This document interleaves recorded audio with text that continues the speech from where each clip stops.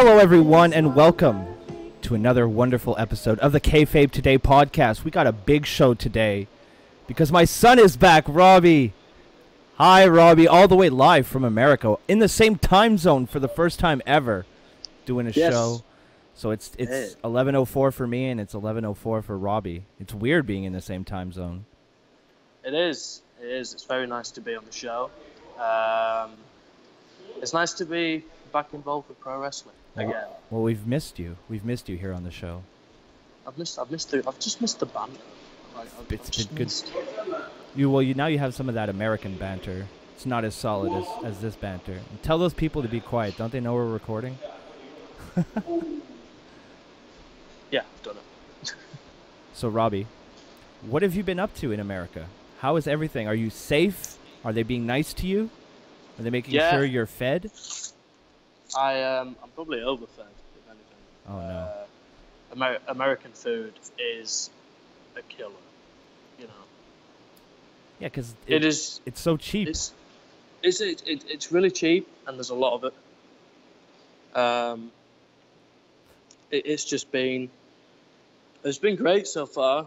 New York was the worst place. It was one of the worst places I've ever been to, minus Times Square. Shade. Tell people why. You can't just throw out that kind of statement. Okay, so it's very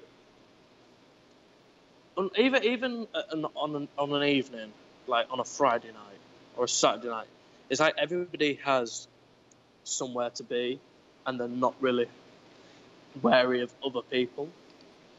That's city life, Robbie. Yeah, I know. I live in a city, but even walking around at 11 o'clock, everybody's like, hey, "Move out the way, man." I was like, okay. It was a weird place. It was a really weird place to be. Well, what were you there to do? Were you there to have a good time? Were you there to party? I was just there overnight before we got picked up, and I've been in Connecticut since the 4th of June. So it's been good. Connecticut's one of the best places I've ever been to. So stark contrast between the two. It is. And I'm kind of shocked because I thought it would maybe be the other way around, but Connecticut feels like a home from home. Is it because it's maybe a bit more laid back than New York City? Yeah, it's very welcoming. Admit it, it's because it's closer to WWE headquarters. So you just feel like you're home.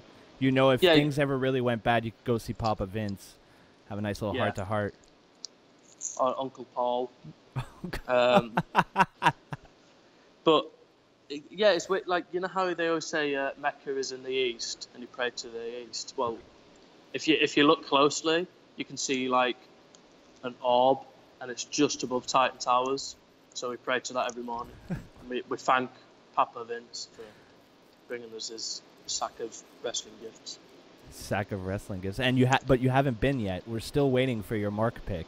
I know. I'm going to apologize to everybody that's been waiting to see it. It's going to happen at some point.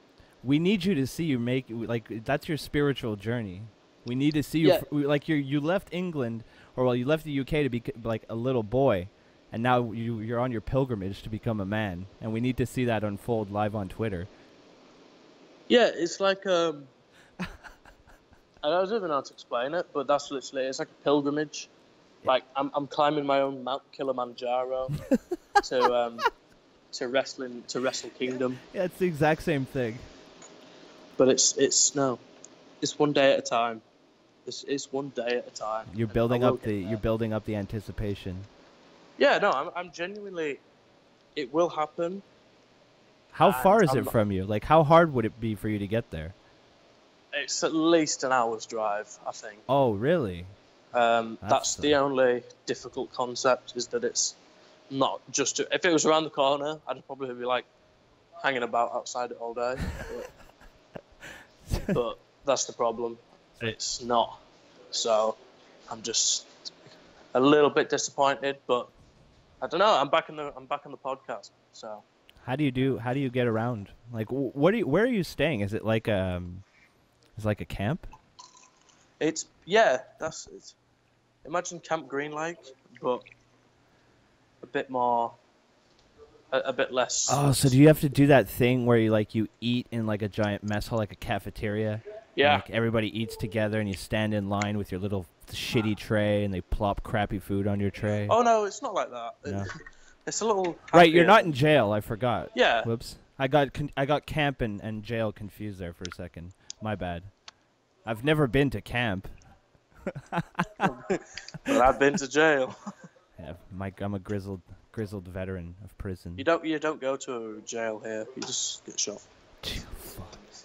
Yeah. That is true, my dude. But so are you being? Can you feel yourself give in to the patriotism? You're going to be there for July 4th. Do you have anything planned for July 4th? It is this Tuesday. Are you getting ready for it? Like, are you afraid you can I don't know if I could handle that much Americana at once. Is that a concern of yours? Yeah.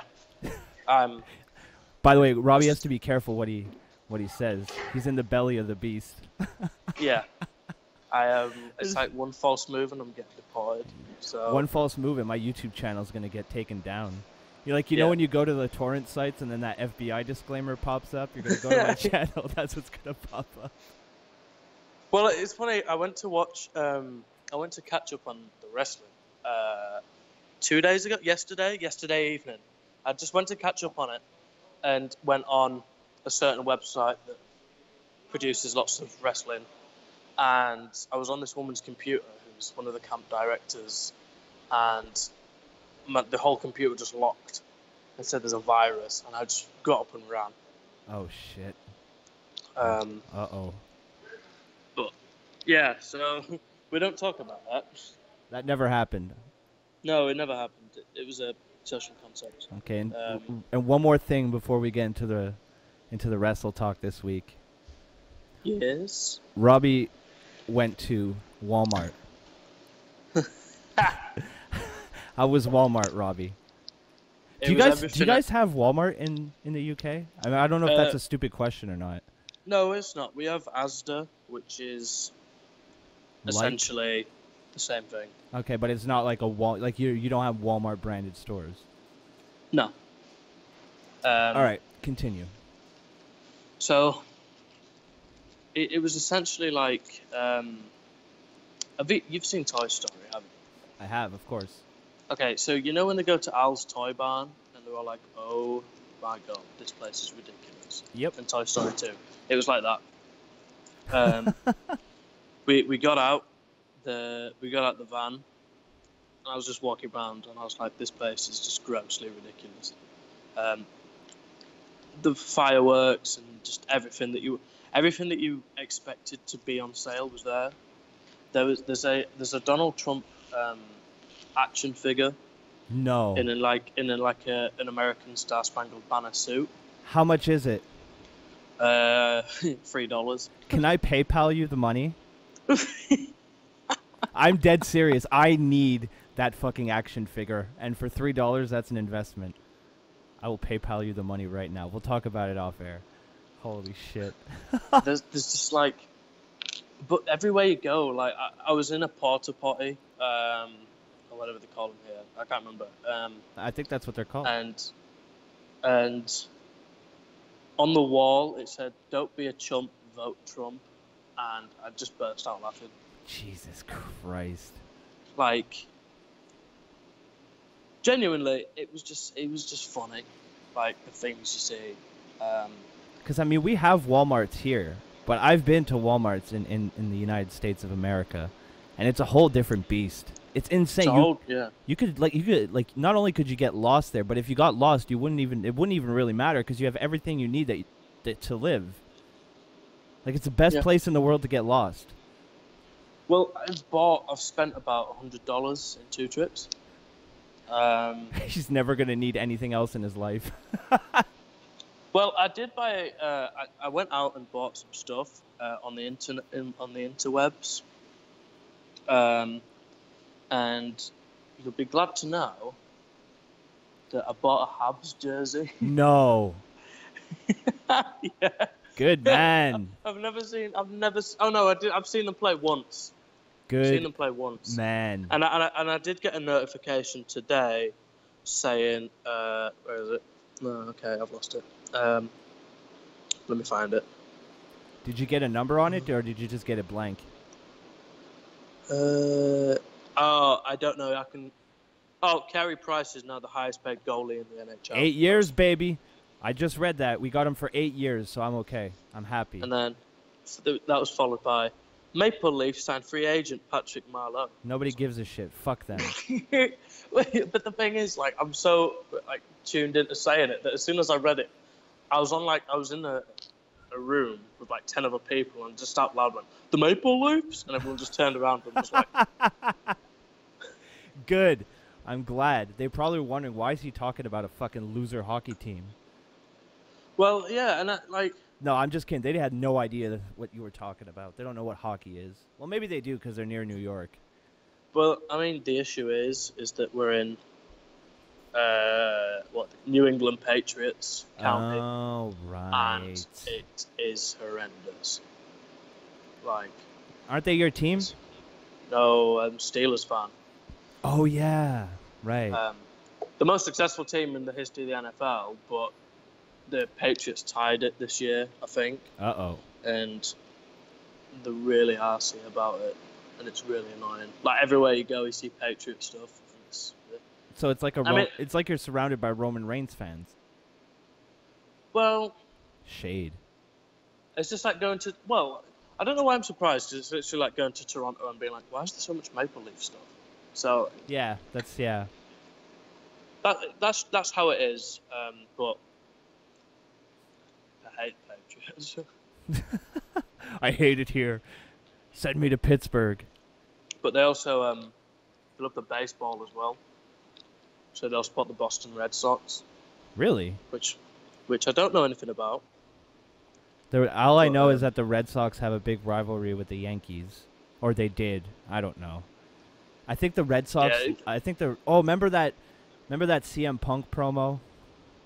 Oh, when he's like, You became Red everything Sox. you hated. Yeah. You became the dynasty. You became a New York Yankee. And then Cena punched him in the head. Yeah, when it's seen as like, calm down, bub. I'm not going to tell you again. You became the New York Yankees. And just well on. You son of a Wax bitch. it. Well, I guess I can understand that. I mean, I guess if somebody came here and said I was like a Boston Bruins or a Toronto Maple Leafs fan, I'd probably be You started out, this YouTube channel started out as a French Alps team. And look at you now. Yeah, exactly. You're the Habs. How dare you? How dare you? I always genuinely thought that was a shoot. You know, when he just got up on the ramp and just tore up his contract. I don't know why, but I've just never seen John Cena actually punch anyone. Really? And I thought, oh, well, you know how he like did it in the promo. Oh, right. So I was like, oh, way up. It's a shoot. You believed in the magic of pro wrestling for a minute. I fell for it. And also, I have to give a quick mention. There's a guy here that works as the nature teacher, and I love it. He is the biggest, like, 1950s to 1980s wrestling mark in the history of wrestling. Like, he'll like drive past me and he'll be like, "Hey, do you know a guy called Bruiser Brody?" And I'll be like, "Yeah," and then we'll have a conversation and we'll drive off. And then like the next day I'll come back and be like, "Do you know the fabulous Freebirds?" And then we'll have a conversation about the Freebirds, and it'll drive off, and it'll just be like that. And it's the greatest thing in the history of our sport. Well, that sounds exciting. Nice little like walking encyclopedia of early style wrestling. Have a little tidbit of knowledge every single day. You're gonna come. You're gonna come back when you're done with this epic voyage you're on, with this pilgrimage to Titan Towers, and you're gonna be a grizzled vet. You're going to start hating on today's product. Back in my day, you're going to start saying stuff like that. Well, it's funny you should say that. I've started watching a load of 90s All Japan wrestling with like Kobashi and Misawa. Like I touched the surface of it, but now like I'll just casually go watch Giant Baba wrestle. It's great. Robbie, nobody knows who that is. Okay. You did it on purpose, didn't you? You set me up for that one. God damn, that's why you're my son. See that? That's what a good son does for his old man. Sets him up for jokes that only he finds funny. Good job, Robbie. Yeah, but going from All Japan to WWE, I've not really caught up with it. So how's it been lately? Well, before we get into that, because I have a little news myself, I'm not on a pilgrimage, but I did win some tickets to go see the Smackdown brand in August. Ooh. So I get to see, and you called me a mark for this, which, you know, you're right. But I finally get to see Nakamura and AJ Styles live in the flesh. But then Jay, who's been on the show before, he quickly had to be the wet blanket that he is. And he was like, yeah, but you're also going to see Becky Lynch. And at first my instant my instant reaction was anger and rage. But then I calmed down and I realized that, you know, toilet break. Exactly. I was like, pee break. Guaranteed pee break. And then if like, let's say the women go on right before the first break, then I have an extended break so that I could maybe even grab a couple puffs off a cigarette. I'll check out the merch table. Oh, you'll love this. You will love this. I forgot to mention. Oh, shit. You know what Hot Topic is, right? Yeah, I know what Hot Topic is. They've started selling Young Bucks merch. And I walked in. And you bought all of it? You walked in and you bought all of it, the entire rack? I have 3 Young Bucks I t-shirts. fucking hate you. Oh, no. God damn it, Robbie. Which ones did you get? How many Broski Club shirts do you have? I'm waiting to get my first payment. Yeah, look at this guy. Look at this guy. But I bought. Yeah, which ones did you get? Kenta Kobashi. So I bought a Kenta Kobashi t-shirt, a Jeff Cobb t-shirt, a Pro Wrestling Tees store t-shirt, and oh crap, I forgot. And then. Wait, at Hot Topic? No, this is Pro Wrestling Tees store. Okay. The only reason I didn't get what did I get? I got 4 t-shirts. Well, don't try and remember. It'll be a surprise. A Pro Wrestling t-shirt, a Jeff Cobb one, the New Japan logo t-shirt, and then a Kenta Kobashi one. And it came to $88. And then the next one, I'm just going to buy a load of Kenny Omega merch and more stuff and Broski Club stuff. Yeah, that's and better. It's going to be absolutely incredible. Fucking Kenny Omega. Did you watch any of the New Japan stuff that happened this weekend? Snippets. Is there anything you want to talk about? You haven't been on the show for a while, so I'm going to let you talk about some wrestling that nobody cares about. Anything that stood out to you? Yeah, it's been a really successful tour for New Japan in America. We've just had Billy Gunn lose to Hiroshi Tanahashi in a intercontinental match.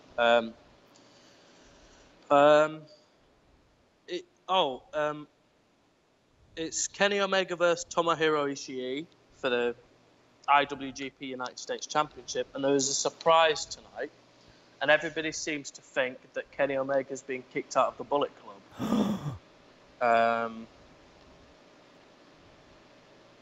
But what does Robbie think? I don't know. It's very It's interesting. It's interesting. They had I've not spoken to you about this. Did you see the 60-minute match between Omega and Okada? That's a cute question. You think I'm going to spend 60 minutes watching Kenny Omega? Come on now. It is genuinely the greatest match I've ever seen. I know Meltzer rated it 6.25 stars. Oh, fuck him. But it is because I didn't have Wi-Fi, and then I went to my boss's house and he had a barbecue, and I got a chance to go on the Wi-Fi, and. So wait! Your boss invites you over, like he's having people over, and you're like, oh, I'm gonna go watch Japanese wrestling over here. No, I didn't watch it. I just read up on it because it was that day. And everybody was like, holy crap, this is the greatest match I've ever seen. And I went and watched it, and it was genuinely absolute. You know how the Wrestle Kingdom match took ages to get going? Yeah. Well, this didn't. So it was incredible. And what's more is that during the match, Cody Rhodes was about to, Cody, 3-star special Cody, was about to throw the towel in. And, like, obviously, Kenny would have lost, but he didn't. And the angles continued to last night, where I believe Kenny tried to convince Brandy Rhodes to throw the towel in. And then they had an argument. And then today, Cody Rhodes released a video saying there's a big surprise. So there is a Kenny Omega face turn coming, and it's going to be awesome when it happens. But I'm just wondering how they're going to go about it. So it's going to be very interesting. I feel like it depends who wins tonight, because it's the main event coming up. So I'm sure whatever happens. I'm sure this is very exciting times for you and the 7 people that watch this. No, honestly, like, my Twitter feed has been nothing but New Japan. I'm sure I would like it. I just don't have time. It's too much wrestling. It's like the Plus, I hate the Young Bucks and I hate fucking Kenny Omega. I hate them. Going back to it, when I went into Hot Topic. Just that sentence hurt my soul when I went into Hot Topic. I raised you better than that, Robbie.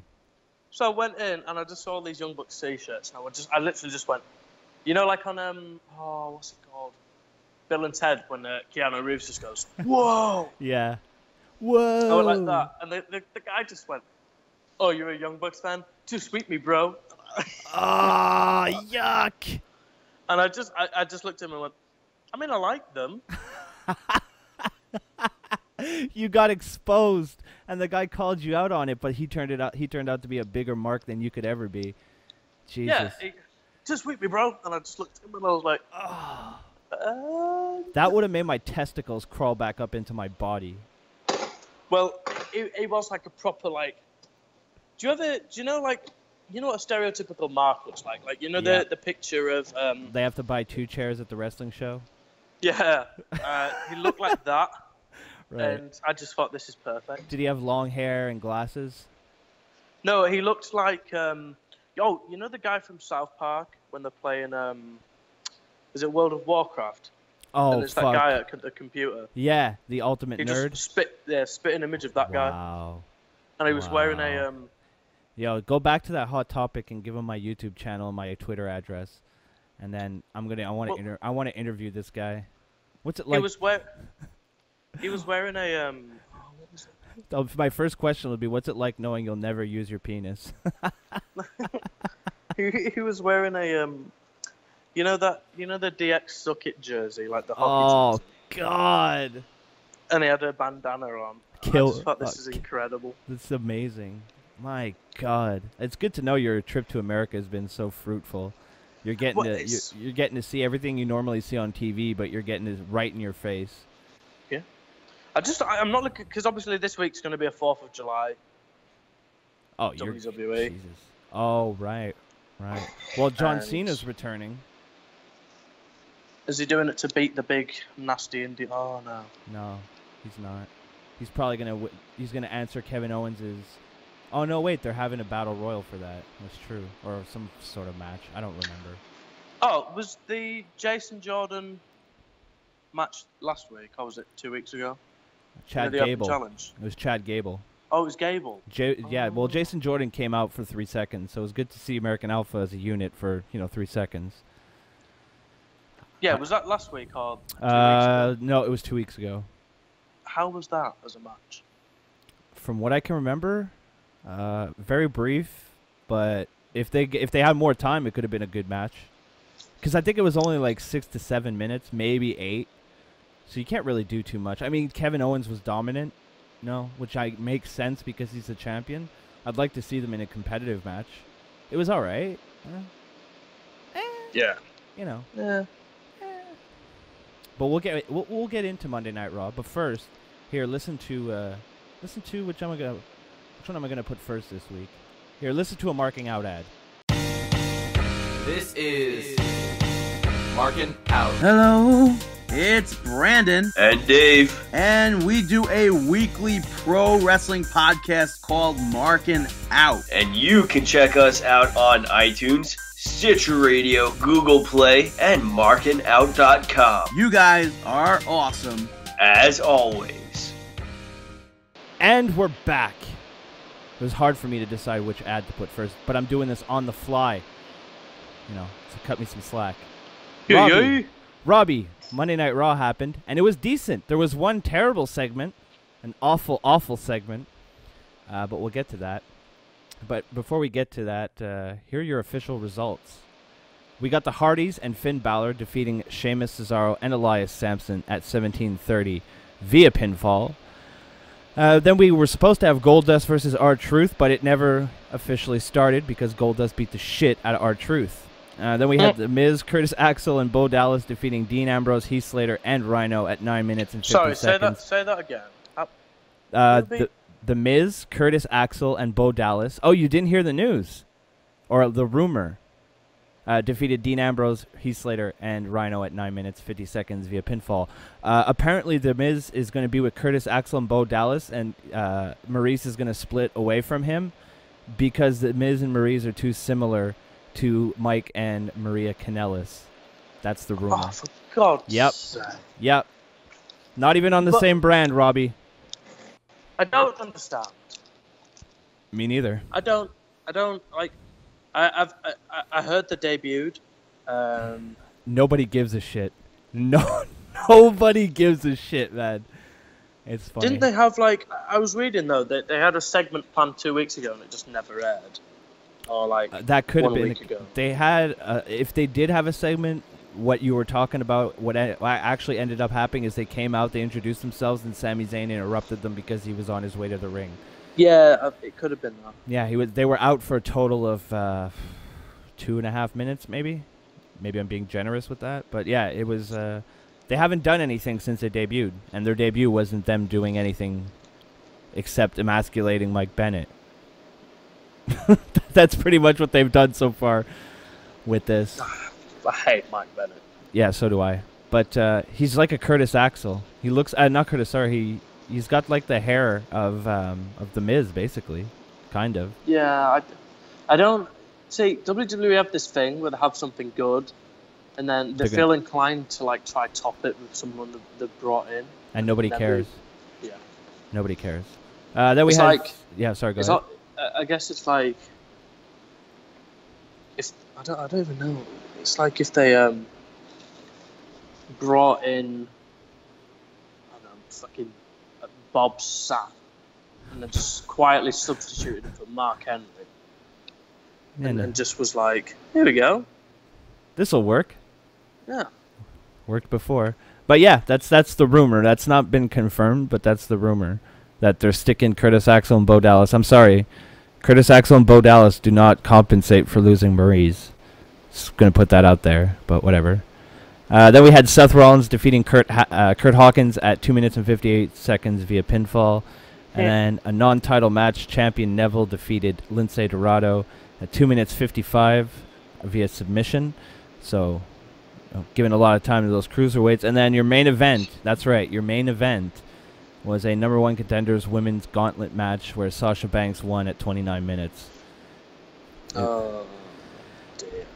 The show started. I didn't even see the match. I just have no idea. Nia Jax basically cleared everybody, beat the shit out of everyone. Then Sasha Banks came down last, got her ass kicked the entire time, and then pulled off a win anyway. This is what you would expect. It's garbage. I don't understand why they do that every time. Because it's predictable, and we like predictable things. Don't you know that? That's what Papa Vince tells us. We like things that we can see from a mile away. Sometimes you gotta eat shit. Enjoy the taste of it. Exactly. And that's called, everything after about 2004. That's what we've been doing. No, it's, yeah, they, oh. You don't like it yet? But I hate it. The beginning of Raw was pretty good, which is pretty surprising, considering it started off with Roman Reigns talking.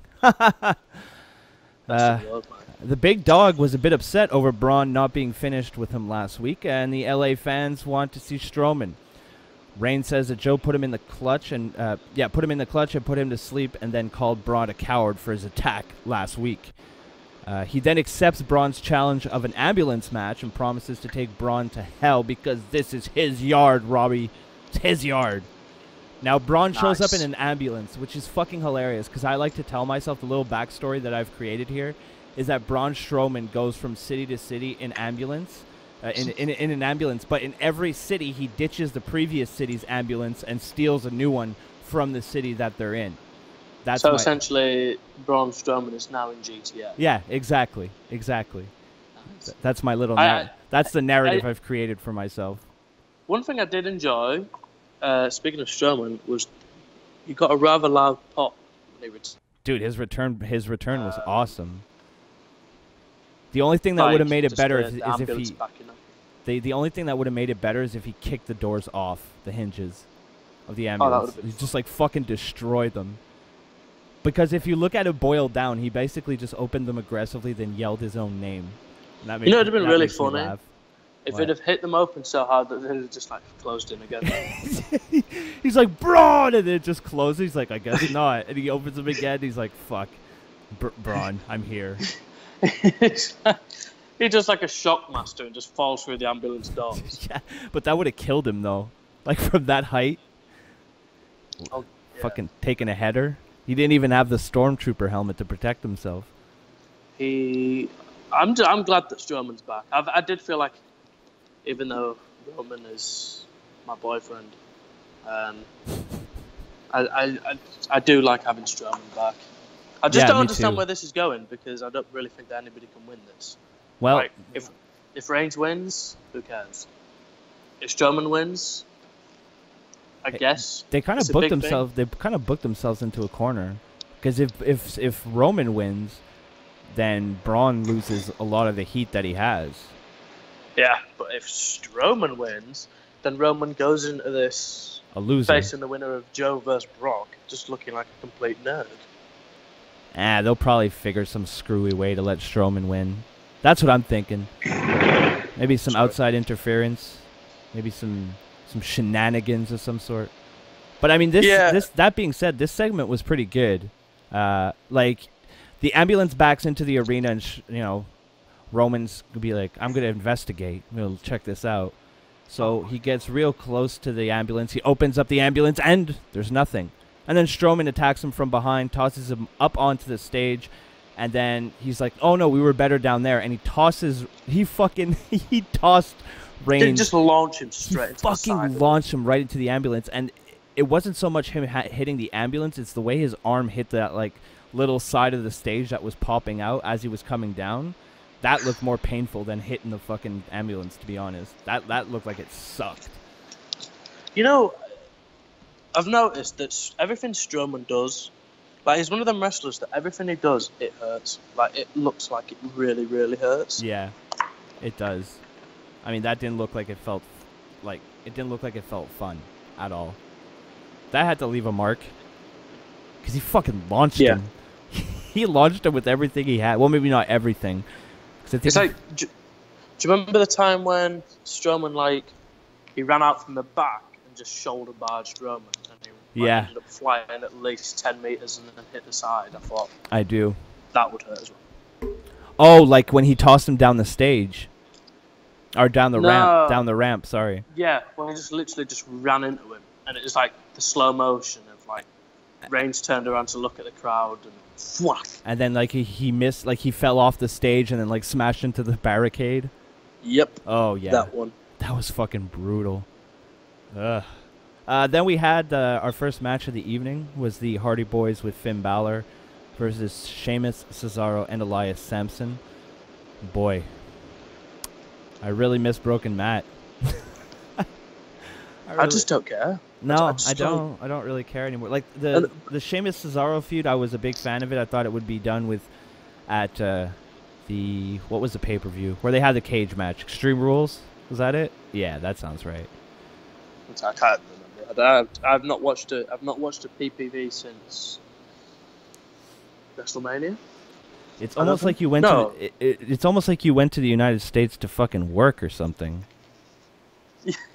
There's not that. Like, I generally, if I have time, well, I've got the day off tomorrow, Wow. so I'm going to catch up on some of the graps. But, yeah, no, it's been weird. Like, all this time I've done nothing but, like I'm only using Wi-Fi for essential things. So. Do you miss it? Do you miss watching the wrestling? Yeah. Yep. So I didn't think it's because I went straight cold turkey on it. Right. You know. Do you wake up at night with cold sweats? I need the graps, man. I need the graps. The only thing that confuses me, and it still does, is the fact that that it starts at 8:00. Yeah. Yeah, instead of what, 1? like 1 o'clock in the morning? Right, yeah. So I'll be sat there, like at 8:00, just having just like finished work maybe like an hour and a half ago, and I'll see like, oh, that was a good Reigns match, and I'm like, oh, what? And they're like, oh, Styles just cut a good promo, and I'm like, hey, it's not, don't start for 5 hours. What's this? and then it hits me. But I'm in America, boy. Yeah, you can watch it when it's convenient. Yeah. And not have to like stay up. That's got to be weird. Well, I can go to bed, and can take a little nappy nap right after work. Get up for some wrestling. That's how you live your life. Then we had Goldust and R-Truth, Robbie. I don't care.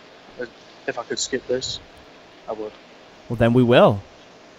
Heyman is interviewed backstage. He starts to talk about Brock beating down Joe.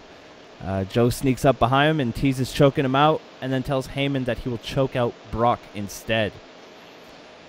Now, we keep going backstage with... This was hilarious. There's 6 people in this gauntlet match, right? But they do that thing that they do for like Royal Rumbles or Battle Royals, where they have that little spinner thingy with the balls in it. Yeah. But down at the end, when there's like 2 balls left, they still did it. And you could see the balls, and none of them switch placed or mixed up at all. So it was completely pointless. What do you do? You have 6 balls. I don't know. It's dumb. I just thought it was funny because they kept going back to it, and each time it was there was like less and less of a point to it. Like, just reach in and grab one. You don't need all this nonsense. Maybe it was just me. I just thought it was silly. Oh, God. Yeah, I don't get it. It was dumb. It was dumb. It was dumb. Imagine that. Now we get to my... oh, God. Oh, God. Proof yet again that you should really not have celebrities just for the sake of having celebrities on your show. Oh, was this really... We had Miz TV. Yeah. With Father of the Year, an apparent, like... I don't know. Somebody legitimately... Like, when I put up a video of this segment... which I don't normally do, but I thought this segment was so ridiculous that I took the time to like edit something together real quick, and I put it up. And the first comment I got was asking if the father had mental issues, like if he had dementia. I think it was specifically. It was like, does this father have dementia or something? And I was like, I don't know, but you're making a case. You can make a case for it, I suppose. I just don't understand. I don't understand what the point of this was supposed to. Like, it was supposed to be longer. But after one of the sons dropped the N-bomb, Vince was fucking blowing a gasket backstage, and he sent out Ambrose. Imagine having to send out Ambrose to save a segment. That's how bad this segment was. They had to send Ambrose out to save it. I don't understand. Do you know what happened? I kind of. I know that he said beat that. Beat that nigga down. Beat that nigga's ass. Beat that nigga's ass. Said it twice, back to back on a live mic.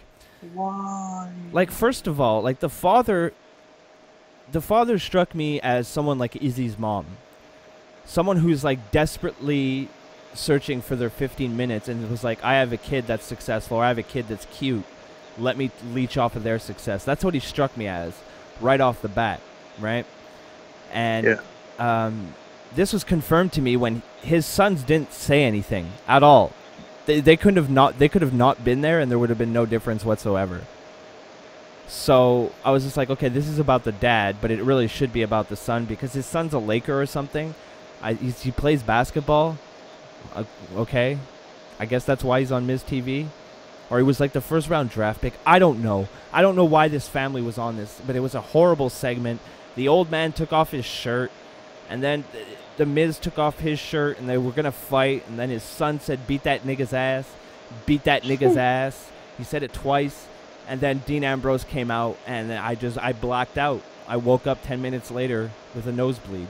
Like this, from sheer stupidity. With a nosebleed. Like, from sheer stupidity. Like, there's some brain cells that killed themselves. Things started misfiring in my synapses. I think that's a thing that can happen. And I blacked out, and I woke up, and I felt dumber when I woke up, and I haven't recovered since. It was the fucking worst segment in the face of the earth. And I don't remember during which match it was, but there was a match where they had some other random pseudo-celebrity on commentary, and as soon as he was done plugging his shit, he didn't say anything. So why was he out there? Just to plug his shit? Why don't you just do a commercial or a backstage segment real quick? He's like made these inane comments like, oh, he got hit with a fist. Who cares? Shut the fuck up. I get very triggered. I'm very upset about these. Like, I don't watch Raw to see some fucking D-list celebrity. I mean, it's a show full of D-list celebrities. Why do I need another one from Hollywood? Tell us how you really feel. Well, no, I mean, like, in the world of Hollywood, wrestlers are somewhat looked down on, even though The Rock is like the fucking highest paid actor in the world. But there's still that stigma if you come from wrestling. That's not me, man. People have said that before. Don't hate me for the realities of society, Robert. How dare you? But yeah, this segment. Let's just say you didn't miss anything.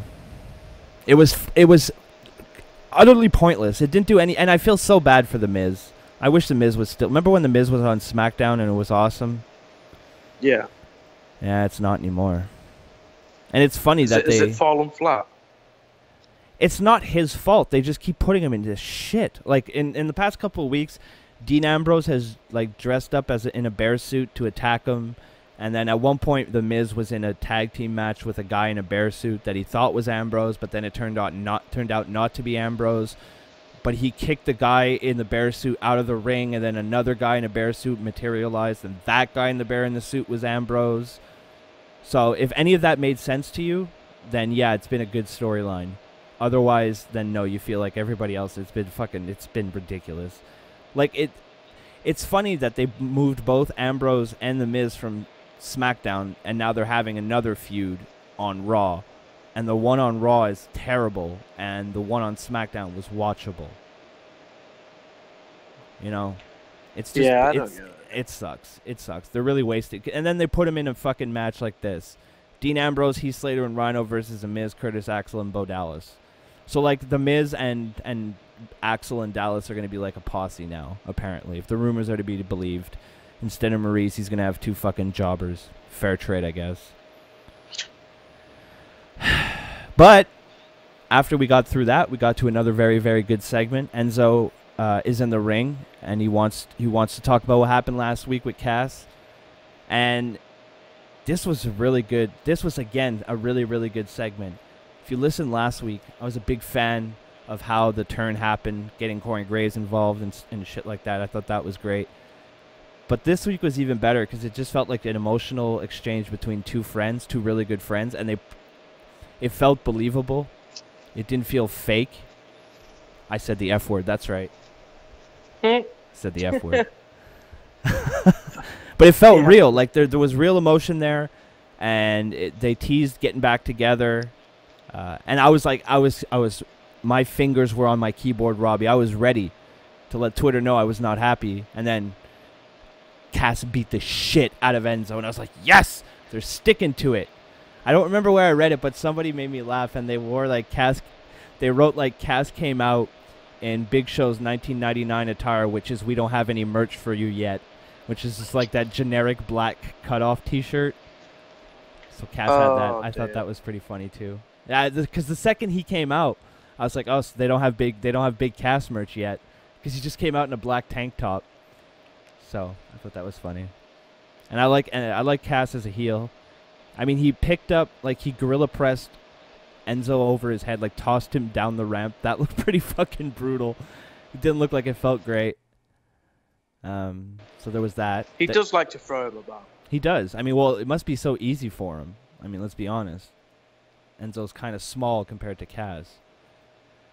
Then we had Seth Rollins versus Curt Hawkins. 2 minutes. Who cares? Guess who won? Not Curt Hawkins. Nope. No. And then we had another Bray Wyatt promo, but I refuse. Then we had another really, really good part, and this has been a very good feud. This is probably the only thing that I would say that you're really missing out on Raw. Not in WWE in general, but on Raw. Like, not watching week in and week out. The Joe Lesnar feud has been fucking fire. I was thinking this. I'm really enjoying how involved Lesnar is. Yeah. With it,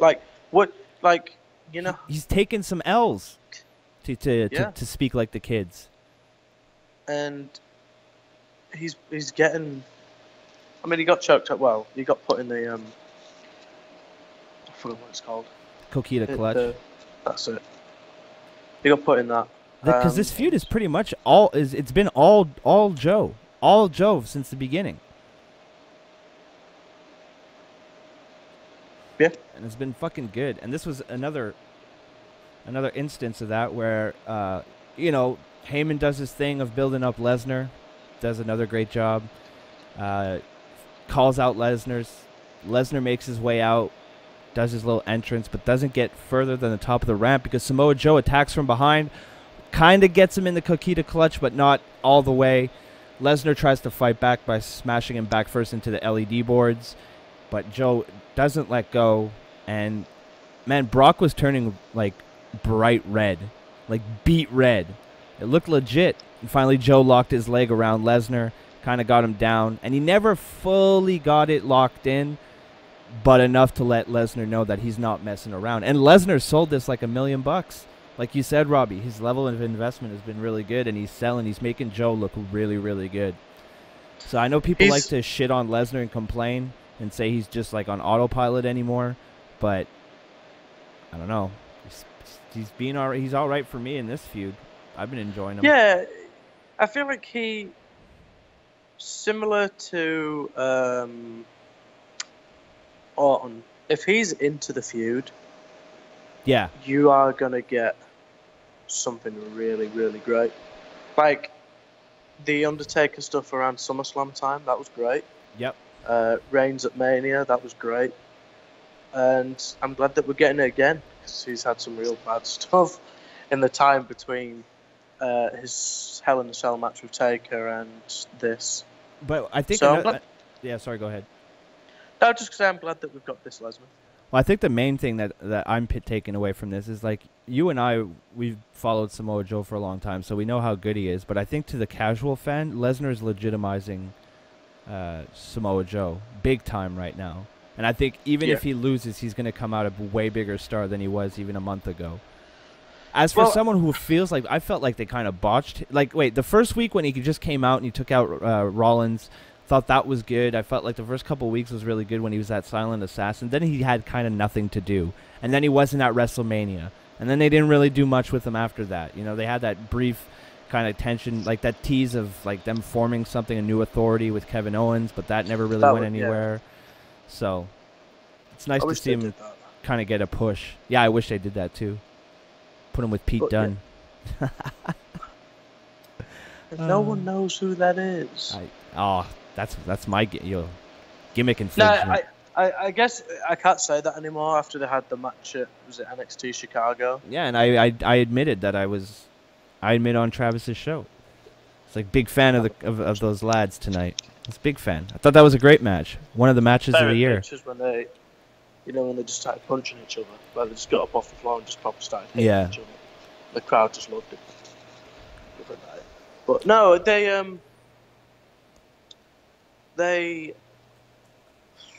like and he doesn't really get brought up a lot, but Lesnar is really good at selling. Yeah, he is. Probably because he's been punched in the face for real in the UFC, so he knows how to like react. Yeah, he's just good at it. He's been punched in the face before. He knows what to do. And then from that excitement, we go to a Cruiserweight match. Neville beat Lince Dorado. Moving on. Again, angry Paul Heyman promo backstage. Talks about why he's pissed about what just happened, etc. It was good. If you really care, go watch it. We have another promo backstage with Alexa Bliss and Nia Jax. It was forgettable. I'm not even going to bother reading the notes I have here for it. And then we had a number one contenders women's gauntlet match, which is basically what we talked about at the top of the segment. Nia Jax, I have no interest. Nia Jax went through everybody. Sasha Banks came out at the end, beat Nia Jax. I was unhappy. And then she kind of had got a one-up on Alexa Bliss. And this is worrying because Sasha Banks is nominated for some stupid MTV Teen Choice Award thing where, I think for, Woman Athlete of the Year, some dumb shit like that. You know that show where they give away surfboards? So I'm afraid... Nickelodeon. Yeah, I think so. And they're... Or was that... Is it MTV or whatever, one of those things. And the Nick Choice Awards. So, the speculation going around is that... they're going to have a win. They're going to give the strap to Sasha Banks so that if she wins, she'll be the champion on the stupid show. So, because that's... I just want to know when they're going to run a Sasha Bailey program. I don't care. Because Bailey is absolutely dead in the water. Yeah, she is. It's so... Ugh. It's unfortunate. It's like the superfan Izzy is no longer a Bailey superfan. I saw that. She's dressed like Alexa Bliss now. Yeah. Well, she's getting closer to being a rebellious teenager. That's true. So she's not that really punchable kid anymore. So pretty soon, boys. Fuck's sake. Oh my god. And on that note, go listen to a Shining Wizards ad and we'll be right back with Smackdown. Good heavens. If you're not tuned in to the Shining Wizards, listen to what some of our fans have to say about the show. Yeah, the Shining Wizards, they're the best. I listen to them every Wednesday night. Tuesday night? Oh, I don't give a fuck. I don't listen to them anyway. Tune in live every Tuesday night, 7 p.m. East, rantemradio.com. It's the Shining Wizards, where it's wrestling talk and talk about wrestling. And we're back. Yeah. We're back. Robbie's still in the United States of America, in the midst of some Americana. Big time Americana coming up this week, July 4th. Canada Day just happened. Yeah. Canada Day was yesterday. I celebrated by drinking beer. No one knows what that is. Sick burn, Robbie. I love it. That's a good one. That's genuinely a good one. It was Canadian Independence Day. It was our 150th birthday. I don't know if that means anything, but there's that fact. That's a milestone. And we're teaching you something here on the podcast today. Canada is 150 years old. Speaking of Canada, Kenny Omega won the IWGP United States Championship. Isn't that interesting? We got a Canadian United States champion in the United States, in the WWE, and we got a Canadian United States champion in Japan. Why does Japan have a United States champion? Supposedly, it was an incredible match. I'm more concerned I'm more preoccupied. Is it for the Gaijin? You know how they've got the... Is it the Gaijin title? Yeah. You know how they've got like a United Kingdom Championship? It's the white boy belt. That's literally what it is. Like, for lack of a better term. It really is the white belt. The honky-tonk belt. Oh my god. Like, the honky belt. Jesus Christ. It is the United Kingdom Championship, in that it's like, okay, you're not prestigious enough to have the Intercontinental Championship or the Heavyweight Championship. But we'll give you a strap. Which doesn't make sense that Kenny is the first winner of it, considering that he was Intercontinental Champion for a while, and then he has only just he only just drew with Okada like 3 weeks ago in a heavyweight championship match. Really? Makes no sense. It doesn't make sense, Robbie. You know what else doesn't make sense? How Kenny Omega has a career in wrestling. Shut up, Jim. Well, I've missed you. I have to talk shit. I don't have any other indie marks on this show. You're the only indie mark I have, Robbie. And I raised you. I'm ashamed. I'm ashamed of how I raised you. I raised you better than this. I raised you to appreciate 80s wrestling where it was 80% posing, 10% action, and 10% finish. Fuck, Yeah. you ever watch a Brutus the Barber beefcake match? That's all it is, dude. Yep. He poses for fucking 20 minutes. The other dude just stands there getting it progressively more and more angry. Then Brutus hits him with like a fucking leg drop, and that's all she wrote, brother. We're going backstage. Let's do another line of coke, Hulk. Dude, 80s wrestling is the best. You just sit there and you watch it. Dumb. What's that? It's so like it's not dumb, I should say, but it's just so weird. It is dumb. It's the dumbest thing ever. No grown men fight that way, but it's fucking amazing. It's so good. It's pure entertainment. That's why I like the Fashion Police, man. And the Fashion Files. Have you been watching that? Yeah, I've gone out of my way to make sure that I'm up to date. They're so good. Like, there was one week where Sami Zayn's picture was on the wall, and there was, like, the note that was, like, too generic, needs a mask. It's such a small thing, but, like, if you get that, it's so good. But this week's SmackDown, again, dude, Raw was better than SmackDown this week, second week in a row, in my opinion. It's not a popular one, but that's how I feel. Travis agreed with me last week. I don't know if he would agree with me this week. Non-title match, champions, the Usos defeated the Hype Bros in 550 via pinfall. The SmackDown Women's title match, champion Naomi defeated Lana in 1 minute and 9 seconds via pinfall. Baron Corbin defeated Sami Zayn because he won a briefcase now, so he's going to win every one of his matches against him at 8 minutes and 20 seconds via pinfall. Yeah, it was a good match, actually. And a SmackDown Women's Money in the fucking Bank match. Justice for Carmella as she retains her briefcase, which she should have never been stripped of in the fucking first place at 24:32 minutes. It was very, very... I don't know if you know my feelings about this Money in the Bank situation. I love it.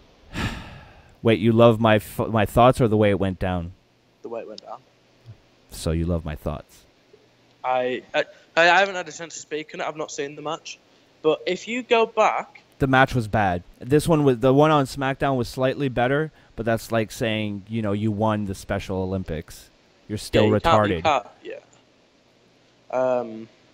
I didn't see the match. I just obviously saw the fallout, and I think it's great. If you go back a couple of podcasts, I called that Carmella would win it. You did, actually. You did. Hashtag ahead of the curve. Yeah, I thought it made the most sense because she's not the greatest, but similar to Bliss, she's got a character. I felt that she was the one who would benefit the most from having that briefcase. Yeah, similar to Corbin. Yeah, exactly. And I've honestly, with Ellsworth winning it, there's nothing really wrong with that. I loved it. I fucking loved it. It annoyed me they had a rematch. Yeah, me too. Big time. Especially considering that she won it again.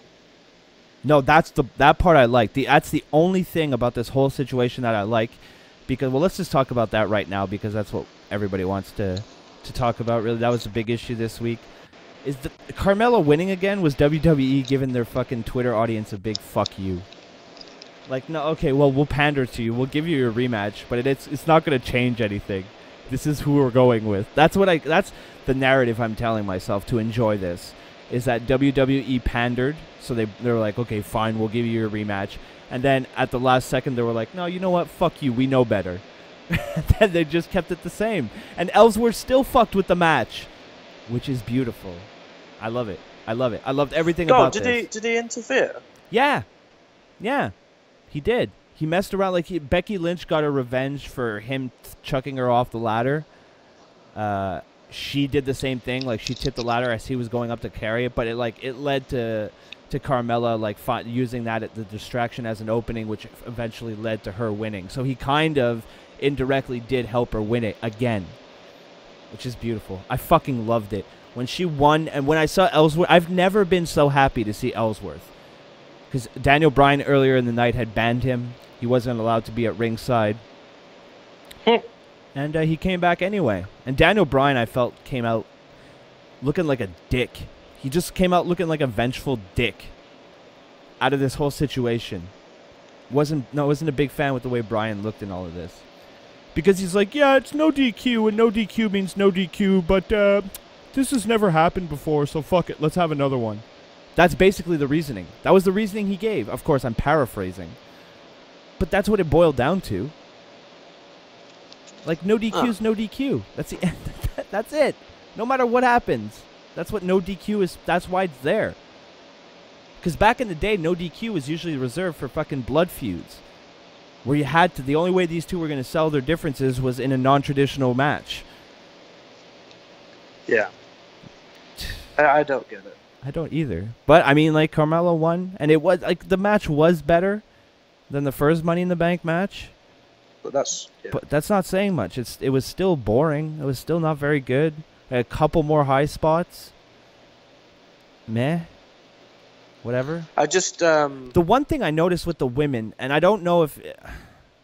No, because I've seen enough ladder matches from the men to know, like, there was a lot of spots where the women were just that step too slow that gave their opponent way too much time to just, I don't know, jump the 2 feet off the ladder to, like, avoid falling off of it. There was too many of those spots where it was just that step too slow. And I was just like, this is just unwatchable. Like, it made me just like, ugh, it took me out of it. Like, when you see someone on a ladder and you're like, hey, moron, just jump off of it. You're fine. You'll be fine. And then they just stay there and then they fall through a table. It's like, well, you could have easily avoided that, so that ruined the spot for me. Maybe I'm just nitpicking. Or maybe the internet's right and I'm a fucking raging sexist and I hate women because I didn't like 2 matches that involved women in it. Women. I was really excited for a women's Money in the Bank match. So was I. You can go back and listen. I was super excited about it. I was let down. Yeah. It's like when you're chasing a girl for months. I'm like, oh man, I can't wait to get a little bit of that action. And then you finally get the action and you're like, ugh, I wish I would have played Halo instead. You know? That kind of situation. Yeah. That's how disappointed I felt. And I hate Halo. So figure that one out. A metaphor got away from me there for a second. I'm not interested in, like, similar to the women's match, like, being forced onto the main card. Yeah. Like, they could have made this really great. I mean, I've not seen it yet, of course, but it's just, yeah, I don't know. It's very flat, left me very indifferent. Didn't get me hyped up at all. And that's not my fault, that's the WWE's fault. Yeah. You know, when you push Women's Revolution down people's throats for months and months and months, and then you have 2-minute title matches, or 1-minute title matches, actions speak louder than words. That's always the way I've been, and the actions don't match the words. But, you know, whatever. I don't want to shit on this match all night long. It wasn't great. Whatever. It was the main event. Whatever. Wasn't looking forward to it. Really, I'm just salty because I've had to watch 2 Becky Lynch matches in, like, 2 weeks, and Whoa. Now I get to go back to just skipping over every interaction she has that's on a camera, and I'll feel better about my life. That's good. I was going to say, what are you going to do when you go to... I'm going to fucking... I don't know. I really don't know. It's good. I have never seen her live, so I've never had, like, that much hate concentrated in, like, in a person where I could theoretically do something about it. Theoretically. I'm going to stay in my seat. But theoretically... I don't know. It's going to be awful. Maybe I'll go there and I'll have some sort of epiphany and I'll be like, oh my God, I've been so wrong about Becky Lynch. Oh, not bloody fucking likely. So up next, we got a non-title match, but if the Hype Bros win, they get a tag team title shot. The champions, the Usos versus the Hype Bros. Usos won. I like the Usos. Not a big fan of the Hype Bros. But after, the New Day arrives and challenges the Usos to a match at Battleground. Usos says they don't deserve a shot since they already took care of them. Well, took care of them. They walked out on a match and got counted out. But, you know. So New Day talks some shit. Kofi does a little bit of battle rapping, and that leads the Usos to accepting the challenge, which also unfortunately leads to this Tuesday on July 4th. you're going to have a rap battle between the New Day and the Usos. Because rap battles and WWE always go really well together. They're always a really good thing. Did you see Big E's warm-up bars that he put on Twitter today? No, I haven't. I'll have to go check it out. They were genuinely funny. Yeah? I believe it. If somebody can pull it off, it's probably the New Day. And the Usos look like they got some cred as well. So, we'll have to wait and see. Maybe it won't be another JR Michael Cole fiasco. I mean, you got some black guys. You got some black guys in there this time, so I'm more hopeful than I was last time. So. Yeah, I guess. Well, yeah, because the black people like the rap, Robbie. I'm not saying a word. What, is that like controversial now? Well, are you near an American college campus? Have you been SJW'd? Yeah. I have. You're the worst. But you know what wasn't the worst? You know what wasn't the worst, Robbie? We got a new installment of the Fashion Files where Fandango and Breeze interrogate the Ascension. And holy shit, the Ascension have a personality. It was pretty funny. They bribed, the Fashion Police bribed Connor and Victor with some Eddie Money tickets. Who knew they were fans? Who knew? And then they also offered iced tea and a cheese platter. Man, if I was getting interrogated, that's how you get to my heart. A nice little cheese platter, some iced tea.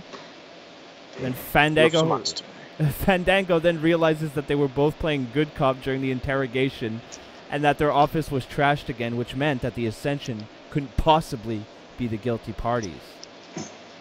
This was just funny, and it really showed off how funny if you let the guys you hire be themselves, you know, kind of like the reason why you hired them, it actually turns out to be gold.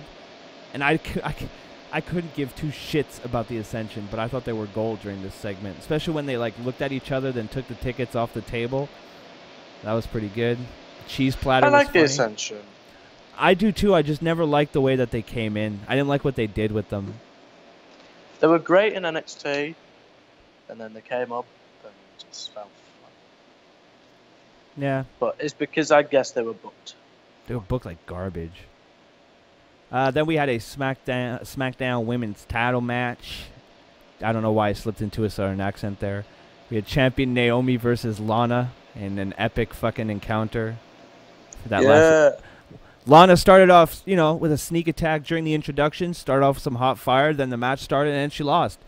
Bam. What's Lana like in the ring? Better than I thought she would be, but that's still not saying much. I think she could. She has a potential. Her finisher is pretty cool. She pulled it off in an evening gown, which is impressive. It's like a sit-down powerbomb, but the way she sets it up is a little bit different. It looks cool. It's decent. Naomi, one thing I will say is she's only given it to Naomi so far, and Naomi takes it like a fucking champ. She sells the shit out of it. Like, she does that thing where after impact, her arms and like kind of neck go limp, so it really looks like it really did something. Oh yeah. Takes it like a champ. It's pretty good. But besides from that, like, I mean, this was 1 minute and 9 seconds, so there's not much to go by. Her attack before the match, she looked convincing. I think what you're reading online is a little bit too harsh. Like, the stuff you'll see on your Twitter feed is probably harsher than it needs to be. I don't think she's that bad. She's been all right. I mean, she's been on with NXT, like on the road with NXT for like 2 years. So it's not like it's really her first match ever. So. Yeah, she's had a few. Yeah. I think she came on quick. I mean, is she great? Is she going to set the world on fire? No. Is she good in the role that she is given? Yeah, she's fine. Then we had another backstage Becky Lynch, My Life is So Hard fucking promo, which apparently is her new gimmick. She just, every time I get close, I end up failing.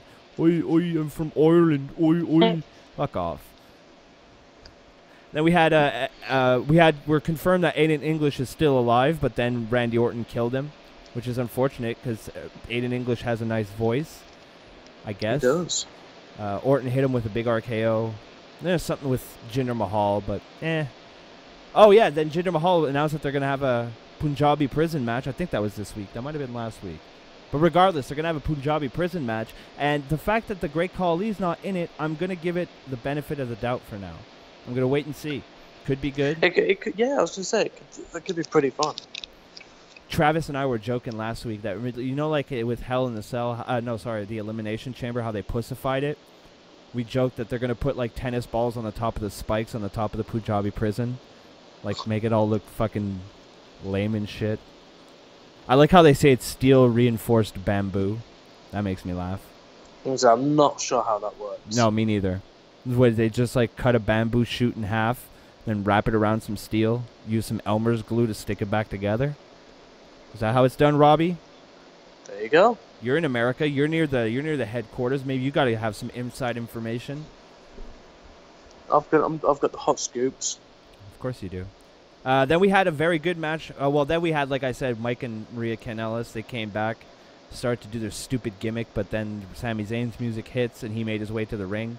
And he's just funny because he came out, and he was like, I'm sorry, but I got a match. And Sami Zayn's like, his gimmick is like a lovable nerd, but I'm not sure how lovable it is to some people. I like it. I think it's funny. If you can, go back and look up Sami Zayn, Shinsuke Nakamura, and AJ Styles backstage. Look that up. That was fucking funny. That was from last week. That was really great. Where Sami was like a big, like, you know, a kid who needs Ritalin but doesn't take it. So he's like all super hyperactive. Didn't let anybody talk, but it was really funny. And at the end, Shinsuke Nakamura just looked over at Styles and was like, I like him. It's just like Styles like, of course you do. It was fucking great. It's like, did they tease Styles Nakamura yet? They did. They kind of did in Money in the Bank. During Money in the Bank, Styles and Nakamura had like a back and forth, and it was one of the best parts of the match, honestly. Well, that sounds interesting. I think they're smart enough. I think WWE knows there's money between Styles and Nakamura, and I think they'll put it for WrestleMania. It'd be a hell of a Mania match. The internet would love it. So you would shut the fools up on Twitter. That would be good. Yeah, but you just know that you get people like, but it wasn't as good as their Wrestle Kingdom match. Yeah, there was no Japanese lady screaming Shinsuke for 45 minutes, so it wasn't the same. I didn't like it. Fuck, I want to find that woman and like rip out her vocal cords. She still does it. Is she? Oh, is she like a fucking like? She's like a Brock Lesnar guy. She's like the Izzy of Japan. She's always there. Yep. Dude, she's so annoying. Okay, I never want to watch New Japan until she dies or stops going to the shows. Like, she can stop going to the show. She doesn't have to die.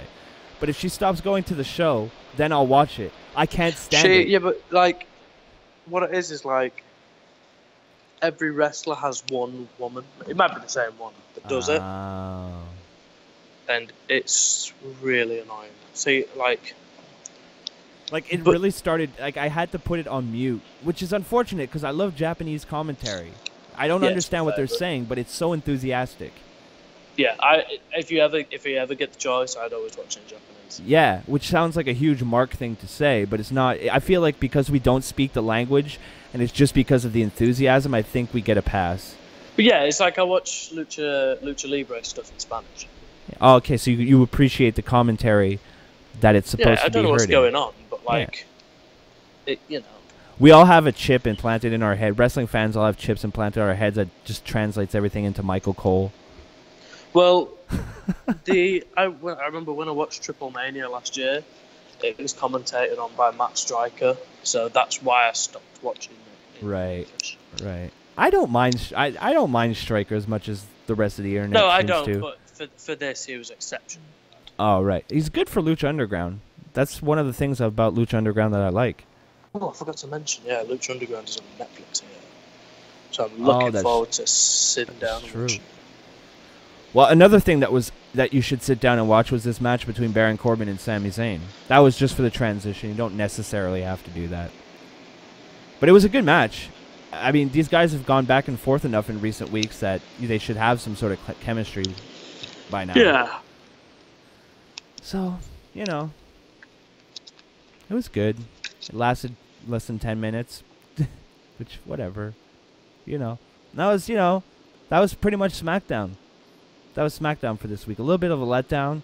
Main event was something I wasn't looking forward to anyway, which was a ladder match. So I don't know. I wasn't. The only thing that was really good was the beginning when Carmella pled her case. Everything she said made sense. And everything Daniel Bryan said didn't make sense, and this is something that WWE does a lot, where they make their baby faces look like fucking idiots, and the heels are always almost the rational, logical ones, which is completely the complete opposite of way things used to be when, you know, wrestling was successful. Say, like, in true form of that, I can see why Cass lost his rag with Enzo. Yeah. In the sense that if you've got a guy that's talking shit all the time, then you're going to get tired of it eventually when he can't back it up. When it was like, you got a mouth that your ass can't check, or something like that. Yep. I was like, you know what? He's got a point. It was completely fucking reasonable. Like, everything Cass said was like, yeah, okay. Yeah. I get it. He's right. If you constantly have to fucking deal with this other guy's problems because he runs his mouth too much, why would you want him around you? It's completely reasonable, Cass. I support you, so why are you the bad guy? Why should we boo this guy? He's making sense. I don't get it. Logic isn't important, pal. They don't remember anything, pal. Fucking Vince. Gotta love him. If it's not Triple H, it doesn't matter, pal. Yeah, I don't know. But the Enzo and Cass stuff, there's a lot of good stuff right now. It's just bits and pieces as a part to a, you know, collective, cohesive unit of good things. It's just bits and pieces. But I mean, for a 3-hour show, you're always going to have those duds. But I thought, again, Raw this week was better than SmackDown. Not by much, but the feuds, the stuff that saved Raw was Enzo and Cass. My God, did you ever think I'd say that, Robbie? The stuff that saved Raw was Enzo and Cass and Brock Lesnar, Samoa Joe. And the Roman Reigns, Braun Strowman stuff is good, even though I don't really know what benefit there is from the feud. I'm still enjoying it, and I think they could do a pretty cool ambulance match just for the fact that Braun Strowman's a big guy who looked like he can really kick some ass, and I buy that. So, you know, there's some stuff to like. And a lot of the stuff to like is on the Raw brand. I'm a big fan of Carmella, so that backfired. If we were supposed to hate Carmella, all you did is really make her sympathetic in my eyes. She never should have had it gave her motivation. Yeah, and it gave her a completely reasonable motivation. It was no DQ. She was smarter than everybody else in the match, and because she was smarter, she's being punished. I hate how sometimes... Don't be a bully. Be a star, Daniel Bryan. I hate how sometimes you have heels just being heels for being considerably smarter than the faces. Yeah. Yeah. And that's exactly what this was. Carmella never really did anything wrong. She played within the parameters of the rules that were given to her. No DQ is no DQ, so she didn't do anything wrong. Logically. I mean, would it have been that big a problem if it was just like a woman that ran up and climbed it and won it for her? Probably no, it was entirely because it was the SJWs. The SJW, I named the podcast a couple weeks ago, SJWs ruined Money in the Bank. Oh no, SJWs versus Money in the Bank, I put. Because that's what I felt it was. I felt it was just a bunch of people saying, oh my God, I can't believe a man won a woman's match. It's like, it's Wrestling 101. Carmella's a heel. What greater way to get a heel than to have a man do something for you in an era where you're supposed to support the women's revolution? It was brilliant booking. It was brilliant fucking booking on WWE's part, and instead of fucking appreciating the amazing booking for once of a heel cheated to win. Oh my God, outrage. That's what they're fucking supposed to do. That's what that's what bothered me the most, is that for once they did an amazing job booking, and there was I think it's because they don't know how to, like, WWE fans have, or some of them for the most part, have forgotten what it's like to have a dislikable heel. Well, the thing is that heels are supposed to highlight the fact that life isn't fair, which is why we relate to the baby faces. Life isn't fair, so let's get behind this guy who's going to do something about it. It's basic. It's so basic. And people forgot that. It sucks, because when you get awesome bits of booking like this, where a female needs a man's help in this super, like, gender sensitive, like, culture that we're in, it's fucking brilliant. I'm up for it. Well, no, I hope she cashes in and wins it. Like, yeah, she's got to win it when she cashes. Oh yeah, she definitely does. Definitely does. It would be great if they had a super hot baby face. You know, they had a super maybe. Oh, Get Becky Lynch to win the title and have Carmella cash it in on Becky Lynch. Because, that's why they may have been making Becky Lynch sound so fucking whiny recently. Maybe she whines and whines and whines, finally works hard, gets her opportunity against all odds, wins the title, then gets cashed in on by Carmella. Or, I always thought, because you know how they're kind of struggling for heels, but like dislikable heels? Yeah. If if Naomi's cutting this promo, she's doing something, and Lana sneak attacks her, and then like gestures to the back, and Carmella just skips down to the ring. Shit. And then she's like, yeah, but you know how annoying, like, so Lana's getting the beat down on Naomi. Right. Naomi's just down. You know how annoying it would be here. You know how annoying it would be to hear F-A-B-U-L-O-U-S. And she's like just running down to the ring. That would be great. Twitter would lose its mind. That would be great, actually. That would be fucking great. And that's true. I forgot how over Naomi is online, especially. Oh. She has some Roman Reigns level crazy fans. Like fight to the death. You can't say anything about Queen. Yeah. All the women do, though. Really. They're creepy. Yeah. But they're creepier than. They're not quite as creepy as the grown men wearing "I'm a Hugger" T-shirts. I hate that. I know you don't like. The sooner we get rid of that. The sooner that trend dies, the better. But they're not far off. I can't really say much with all the merchandise I've bought. Like one of the T-shirts I've got is a Jeff Cobb T-shirt, right? And it says Jeff Cobb presents instead of Stranger Things. It just says Suplex Things. Oh yeah, I saw that shirt. That's a cool shirt. That's a cool shirt. That's a good purchase. I mean, it's not a it's not a Broski Club shirt that would help out, your dad with his medical bills. But you know what? Yeah, I'm glad you enjoy your shirts, Robbie. I'm glad you enjoy your shirts. Robbie, you want to give a shout out to anybody? You want to shout anything out before we get out of here? I haven't really anything to shout out. I want to thank Strong Style. They've been helpful. Lots of stuff been around. Strong Style have been great. Definitely check them out. They've got some nice stuff here. You've been quiet. You've been quiet on Twitter, but be sure to follow them. Yeah, I've been quiet, but it's only because I'm tweeting and then I kind of like go back on it because I think, it's old. Well, it's old news. You're out there living your life, Robbie. Living the life, the American dream. Yeah. It's fake news, lads. But it's you can find me on Twitter at Robbie Radford. Just fight the indoctrination. Fight the Americana, Robbie. Don't get sucked in. Actually, I would love to be in the fucking... If there ever was a good time to be in the States, I'm guessing July 4th would be it. Yeah. It's probably going to be a good time. Get yourself a nice American girl. One maybe. Get yourself a couple American girls, get a couple get a couple drinks, get a couple joints, make some bad decisions. But I want a Just don't get anyone pregnant, because then you're fucked. What about a woman from Quebec? just for the voice. You can get a lady from Quebec, just don't piss her off. The French have tempers. Go on, do the voice, just for the novelty. Oh, you want me to talk like this for you, Robbie? There we go. It's your favorite thing. That's like the equivalent of my Nobody Knows That, Robbie. Yeah. That's the thing I like. It'll always get a reception. It'll always get a pop. A little pop from Robbie. Hey, Robbie, I can't wait for you to be in Montreal so we can go pick up the bitches at the club and then go home and have a poutine together, watch the Graps. It's going to be a good time, I need to look at, hopefully looking at flights back from Montreal. They're super cheap. They're super cheap right now. When are you done? When is your August 25th. August 25th. Damn. Still got quite a ways to go. Yeah, I might fly from wherever to Montreal. Well, there's some flights here, round trip 500 Montreal to the UK. Oh. Not Heathrow. What's the other airport? Stansted? No, the other one. Manchester? No, the other one. There's three in London. Well, it's not in London, I don't think. There's Liverpool. No, it's not Liverpool. Manchester. Gatwick?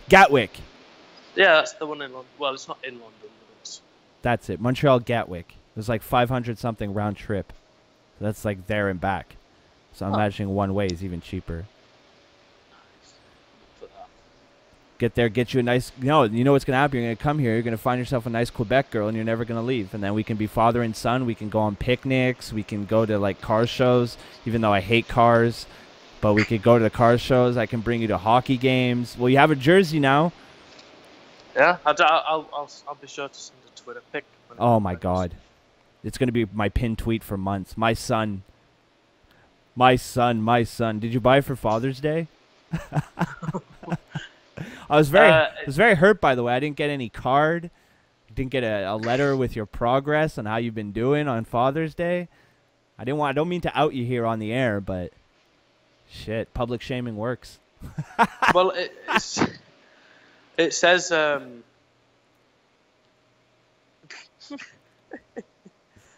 the back of it, Mitchell Marner. It says what? It's the Maple Leaf sentiment.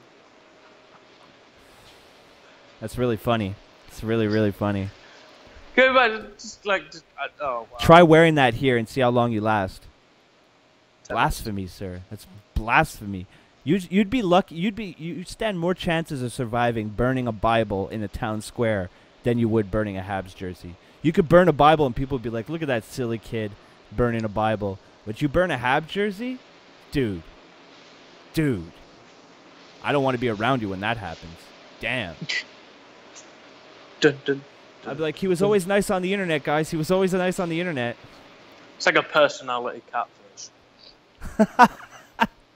Yeah, Jesus Christ. You still haven't gotten over the fact that I blocked you. And this is all some sort of one elaborate ruse. You didn't even want this job in the U.S. It's like, I need to get closer.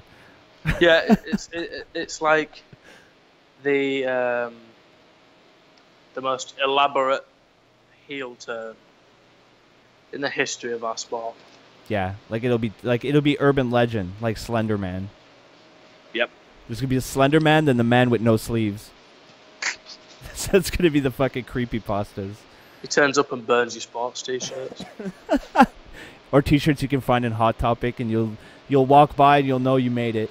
You'll be right next to the Young Buck merch.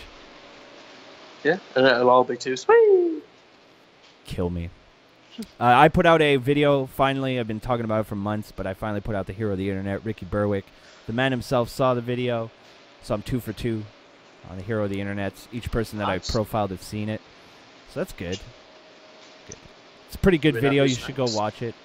Some people have said it was my best video ever. I enjoyed it. It was fun to make. But that's pretty much it. Been a quiet week here first thing in the morning. I'm glad we did this podcast, Robbie. Last minute hot tag, my son. Yeah. Saving me. It was a run-in. It was funny because I checked Twitter right after the sound check. Like, I made sure my mic worked. I was like, I'm going to check Twitter. And then I saw Robbie. And then he tweeted and he answered me. So I was like, hey, what are you doing, Robbie? And he's like, podcast. We mind melded. You can only do that between father and son. We had a real father and son moment there. And I feel like now that we're in the same time zone, the bond is even stronger. I'm sure we could like lift a car if we were next to each other, just with our minds. For our tremendous father and son bond. This is nauseating. Fuck you. So for Robbie, who will be back eventually full time every week. Yeah. He's just got a lot of stuff to do this summer. It's the summer of Robbie. Mm-hmm. So in September, he's going to come here and cut an epic promo where he turns heel. It's going to be good, so stay tuned for that. And the only way you can stay tuned for that is by listening to this very podcast, which is the Kayfabe Today podcast. I stopped doing a long, outdrawn podcast thing. This is what I do now. I just podcast, and that's it. Bye, guys. Bye, Robbie. Be safe in the States. I've been going round the bed. I've been taking lots of pills and things. I've been seeing him again.